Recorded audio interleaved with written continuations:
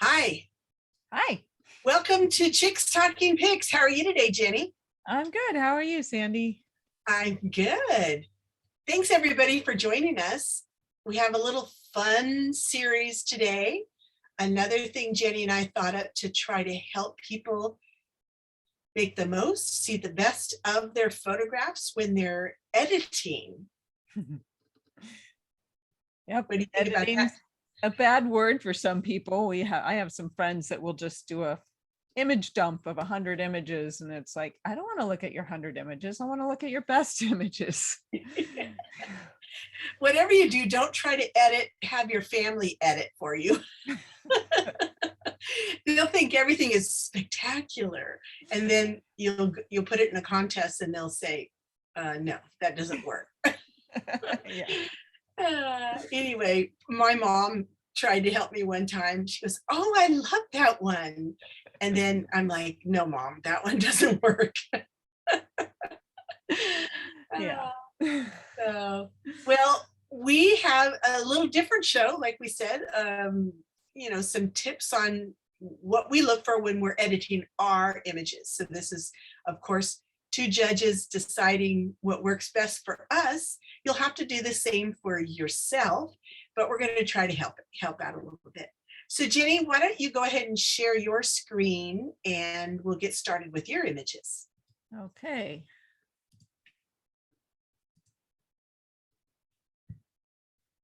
All right. So this is a sequence I took recently when I was at Balloon Fiesta. And I assume, Sandy, you're seeing all the images. I am. I'm seeing them. Yeah, got it. Well, there's one big one and then a series at the bottom. So Good. This is a balloon competition. So normally I don't just rapid fire a lot of images off, but in this case I needed to, because you've got a balloon coming in on a pole that you can see on the left side of the screen there. And the object is that he throw that ring in his hand onto the pole. And so my job was to try and catch that image. And so as you can see, the sequence kind of progresses, and he won the pole, he won the money, he celebrated, his passenger celebrated, and then there was a second target, so then he starts focusing on the next target he's going to throw on, and that's the little baggie coming out. So what I was looking at here, as he's coming in, I'm just trying to frame things and then trying to keep track of his action. And the images that I ended up liking the best was that one's okay. You can see the ring leaving his hand, but I think that one has better action. Yep.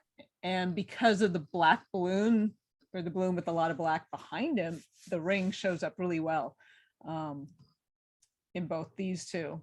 And then, you're kind of losing it there, but then him celebrating kind of completes the story. So I would pick maybe those 3 of those out of this sequence, with the ring moving towards the pole and then him with his arms up. And so that was what I ended up submitting to Fiesta for their usage. And here's another. Good choices. Good choice. I wanted to say. Anything you want to add about any of that? No, and you're right. The black balloon, the darker balloon, or the shadow on that balloon behind was just spectacular, and lucky it happened that way. And yeah, those are great images. Yeah, I agree. At first I really liked this one, but then you go to the next one, Jenny, and that one, he's reaching out and you're looking for that action and that ring flying. And it has a little more action in the leading line, your imaginary leading line going from his hand to the ring, then to the pole, kind of completes that story of, right. Is it going to make it there, type of thing. Sure. Yeah. It adds a little more suspense than, this where he's throwing. This is like, you're kind of stopping mid-action. Is it going to work? Yeah, great choice. Very good. Okay, and then the next thing, I used to shoot surf dog a lot, and don't know if you're familiar with It's where they have competitions of surfing dogs. And And that's what beach, Jenny? so I think these are at Del Mar Beach. There's a couple places locally. They do them at Del Mar Beach here, and they also do them at Imperial Beach down towards Coronado, closer to the border.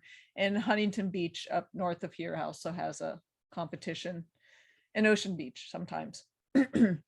And so what's going on here, and you see the other person in the water there with his camera in a housing, and there's a lot of people on the shore shooting this, but I like to get in the water and get close and shoot, and it's exhausting, but it's so much fun.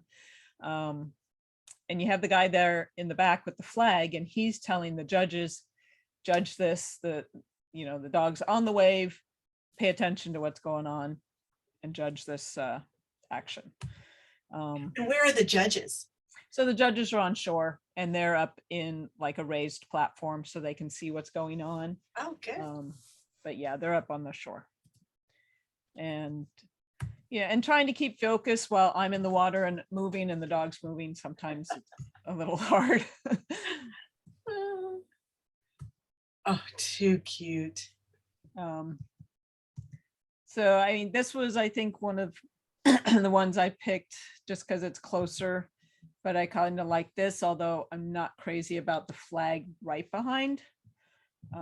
If you notice, the dog is wearing the same color vest as the flag person, and that's intentional. So the flag up tells the judges, look for this dog in this color. Oh, okay. But yeah, so that's just a sequence there. And then another sequence, and it started out, my focus wasn't good. I mean, these are all raw, I do the selecting and then process. You don't want to be spending your time processing everything until you know what's working. There he's getting a little too much water in his face, getting a little nervous. This is one I ultimately end up choosing out of this sequence. Although that one shows a lot of intensity, but I cut off his back of his leg. And then that. Yeah, and your background is a little bit cluttered in this one and the one before that also. Yeah, this Yeah, one that one is, I agree, that one's the best. Yeah, and I could get rid of this orange. That's probably another flag or another dog or something. But yeah, this one has a little too much stuff going on in the back. So yeah, very good. So that's a couple examples of the way I'm editing, and whatever edit program you choose to do it in. You can do star ratings, which I usually do.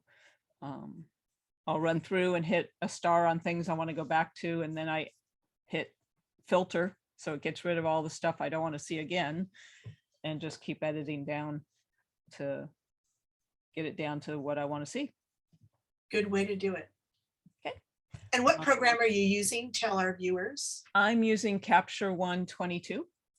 It's their newest version. It just came out about a week ago, 2 weeks ago. See, it's the next one in line after Capture 121. Okay. So, as they're going, I believe, just with year numbers. I'm loving it. I just started using it a few years ago, and I know a lot of people use Lightroom, but Capture One just does everything I need in a way that works really well for me.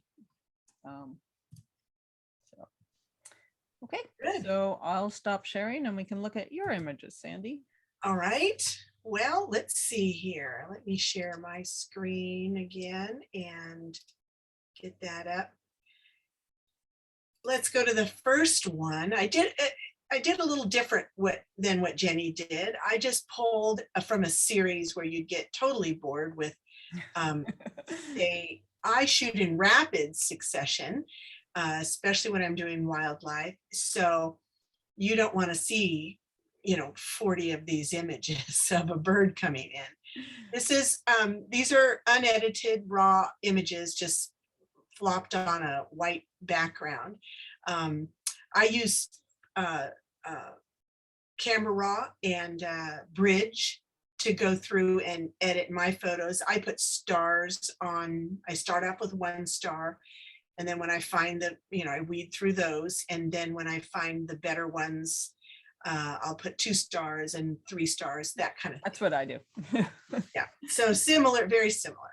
Yeah. So just a different program we're using. So what I want to say about these 3 images is they're all okay images. They're all great images. Lighting could have been maybe a little bit better, and shutter speed definitely could have been a little bit higher. And I don't remember what I was using. I'm sorry, but I see a little bit of wing movement on the ends, especially of the top left, and the top right is a little blurry for me. The bottom one is the one that I chose out of the 3. I like the wingspan. I like the frills of the feathers that are coming up off the wings. The intensity of the look, although he's always, or this snow geese is intense everywhere. And I'm going to pick the bottom one. But what I don't like is the fact that now the body shades the legs. The top one, we don't have any shadow on the legs. They're oranger. This top right, same thing, but the bottom one, that wing just happens to bring a big shadow over those feet, which I can bring them back out, but it's going to take some post-processing to bring the oranges back and lighten those feet up a little bit, which I'll end up doing probably. Haven't touched these yet, so I'm just throwing them in there. But anyhow, that's kind of my view. The reason I like the bottom one too is because he's in full wing expansion. And I don't know, I like the head better where it's placed. Jenny, what do you think? Yeah, it seems, yeah, you have the full body, and I don't know. Looking at these 3, it seems like the bottom one, the bird's looking more at you. Mm-hmm. And the other ones, its head's off to the side, just a little bit either side. Together they tell a story, of him taking off. But yeah, the bottom one, I definitely would be my choice, just if I was picking one. Yeah. Good. Okay. Well, that's the first one that I wanted to share with everybody. I have 3 samples. So the next one is of a meadowlark in a pond, a little pool of water on pavement. So I'm not sure I will do anything at all with these, but I had the series handy. So I thought I'd kind of show, the top one where before he's taking a bath, top left, top right, he's dipping in, bottom left, he's definitely got some kind of attitude, and the water is flowing everywhere. And then the bottom right, it's kind of cute. I like it. If that's the only one I got, I would, be a keeper. But I personally like all the action of the water that fills the entire frame, and the little attitude this bird is giving me and looking right at me again. Yeah, he's kind of like, you're interrupting my bath. What are you doing? Right. Can I have a private moment here, please? Exactly. Yeah, definitely. I figured that would be the one. That would certainly be the one I'd pick, just because, it's like I said, you've got the story going in all of them, but that one combines all the elements of the story. He's taking a bath, just because the water's flying everywhere, and you've got that action, and you've just got, like you said, that little attitude in the face. And yeah. So when you're choosing images, any of these images are really nicely done. I'm not trying to brag or anything, but and they're not show winners. Let me just put it that way. But they're all sharp. They tell a story. They're crisp. But that one just has the extra element in it that really adds above and beyond the normal kind of picture. And that's what judges are looking for. Yeah. Wow me with what I haven't seen before or in a long time, or is unusual, or, not that this would win a competition. I'm not saying that, but I'm just saying that, give us something different. So, And then the third one and final one that I came up with was, I've showed this before in a presentation I do on Antelope Island, but this is really kind of tricky for some people to see. So I thought I'd add it in there. So we're going to call the left column 1, 2, 3, and the right column 4, 5, 6. And so one, you see a story, a coyote is maybe hearing, because his ears are forward, hearing movement under the snow. This is how they hunt for little voles and stuff. The second one, oh, he thinks he's going to jump. The third one, yeah, we're going to get a jump. The fourth one, he's almost rounded, but not quite. The fifth one, he's rounded. The last one, he's coming down on that animal or that little critter. So I always ask, which one would you pick? So I have people say, oh, I like the third one, or I like the fifth one because his back is rounded. He's almost on the ground. Personally, for my choice, the fifth one would be scratched. I would not show that one. And Jenny, can you guess why? Or I mean, it's something you see a lot. yeah, well, it's only got 3 legs. True. So I've lost one of the legs. I mean, obviously yeah. The coyote doesn't. And now I can't unsee that. Yeah, and now you can't unsee that. But when you're editing your photos, you want to look for these little details. Other things, you want to make sure the ears are forward if you're doing a wildlife. I mean, yeah, this is telling you, this coyote, his posture is telling you exactly where he's going to land there. His eyes are peeled. But yeah, that fifth photo, I love it the most because he's completely in the air and almost ready to come down. But I lost one of his legs. They merged, so I wouldn't use that. I would use the fourth photo, right, top right. So I think that would be. And you know, our mind tells us we know that fourth leg's there. So it's not something you pick out. Like, I wasn't thinking about it. I was looking at everything else about the photo. And then now I see it, and like I said, I can't unsee it. Right. It's like, yeah, now it's a 3-legged coyote. Yeah.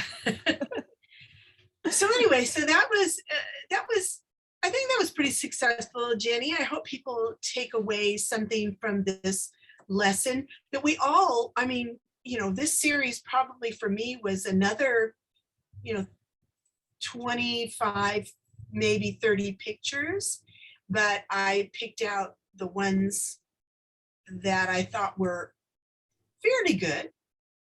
So anyway, anything else you have to say about editing? I mean, that was a short little snippet. There's a lot more, I think, to edit. But yeah, there's a lot to it. But, I think sometimes, like you were saying, don't have other people try and edit your stuff and say that everything's great. And sometimes we're too hard on our own things and, just trash them all. But, it takes practice. You have to just keep going through them and find a system that works. Like you and I use a similar system of stars, and it, like anything, it just takes sitting down and doing it. And one thing I'd want to say about magnifying, if you're editing when in a program and you're magnifying, if you magnify much more than 100%, you're doing yourself a disservice. Like in Bridge, I can magnify 300, 500, whatever it is percent, and it looks really bad. And but if you keep it at 100, 200%, make sure it's sharp, make where it needs to be sharp, make sure your details all in there. I think that's a good point to make, because I often throw things out that I think are not sharp when they really do fine at 100%. Just another little thing I thought I'd throw in there about editing. Okay. So we normally review your images, But at the holiday season, we are looking for more images to review. So please, if you feel you have something you'd like to share or some feedback on, we'd love to see your images. Send them to chickstalkingpics@gmail.com. And we ask you to size them at 1920 on the longest size and send them to us in JPEG format. But you can do that right through the email. Send those images to us. And then you can see us. Jenny, why don't you tell them how they can find us? Yeah, so when you're on YouTube, if you hit the subscribe button and the little all bell sign, you'll get notified when we have a new episode. We try and do these every 2 weeks. Please subscribe. Yeah, we'd like to have more subscribers, so we'd love to see you get on board. Yep. In the meantime, happy holidays. Yep. Enjoy your your season, your winter season. We're now in winter, so and it's showing. It's getting cool here. We're supposed to get some rain, so I'm excited about that. Yeah. All right. We'll see you all in a couple of weeks. All right. Thanks, Bye. everybody. Bye.